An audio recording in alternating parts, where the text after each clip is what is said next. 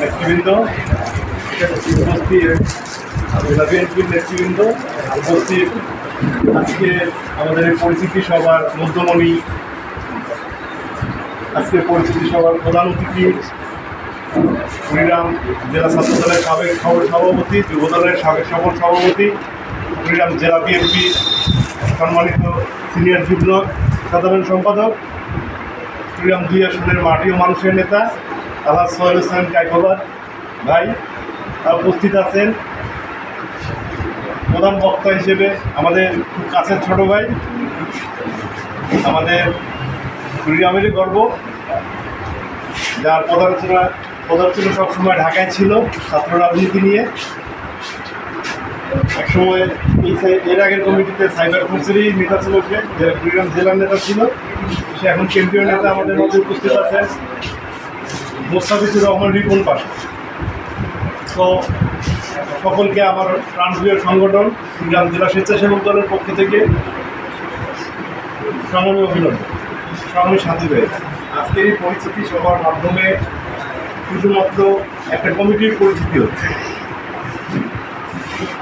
এর বাইরেও আমরা যারা এই বিএনপি অঙ্গ সংগঠন বা মূল ধারা বিএনপিতে আমরা যারা যুক্ত আছি, আমরা প্রত্যেকে এই জিএ সাইবার ফোর্সের একজন করে সদস্য। আমাদের কোনো মিডিয়া নেই। বর্তমান এই ফ্যাসিস্ট সরকার, অগণতান্ত্রিক সরকার এমনভাবে আমাদেরকে বাকরুদ্ধ করে ফেলেছে, কোনো মিডিয়া আমাদের পক্ষে কথা বলার সাহস পায় না। জিএ সাইবার ফোর্সের আমি যতটুকু বুঝি, জিএ সাইবার ফোর্স এই সংগঠনটা তৈরি করার পিছনে মূল উদ্দেশ্য এটাই, যেহেতু আমাদের প্রিন্ট মিডিয়া বা ইলেকট্রিক মিডিয়াগুলো আমাদেরকে সাপোর্ট দিচ্ছে না, সেক্ষেত্রে আমরা নিজেরাই একজন মিডিয়া হিসেবে কাজ করি। আমাদের হাতে একটা ফোন আছে, আমরা সবাই ফোন ব্যবহার করি, ফেসবুক ইউজ করি, সোশ্যাল মিডিয়া ইউজ করি। এখানে ওনারা যেহেতু আমাদের সাপোর্ট দিচ্ছে না, আমরা নিজেদেরকেই মিডিয়া হিসেবে আমাদের প্রচারণা আমাদেরকেই করতে হবে। সামন থেকে এই কমিটি আমাদেরকে লিড দেবে, আর আমরা প্রত্যেকেই তাদের সদস্য হিসেবে আমাদের জায়গা থেকে আমরা লেখা চালিয়ে দেবো। এই ফ্যাসিস্ট সরকারের বিরুদ্ধে আমরা প্রত্যেকেই লেখা চালিয়ে দেবো। রাজপথের আন্দোলনে যে আমাদের সক্রিয় থাকতে হবে, এই সরকারকে হটাতে হলে অনলাইনের আন্দোলনেও আমাদেরকে সক্রিয় থাকতে হবে।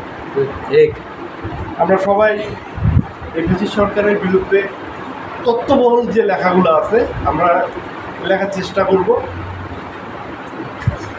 শুধু রাজপথের আন্দোলন না, শুধু এই মিডিয়া নির্ভর আন্দোলন না, আমরা দুইটা কম্বাইন করে একসাথে করে আগামী দিনে এই ফ্যাসিস্ট সরকারের পতন ঘটাবো, এই আশা আহ্বান রেখে সবার সুস্বাস্থ্য দীর্ঘ কামনা করে আমি আমার বক্তব্য শেষ করছি। ধন্যবাদ সবাই।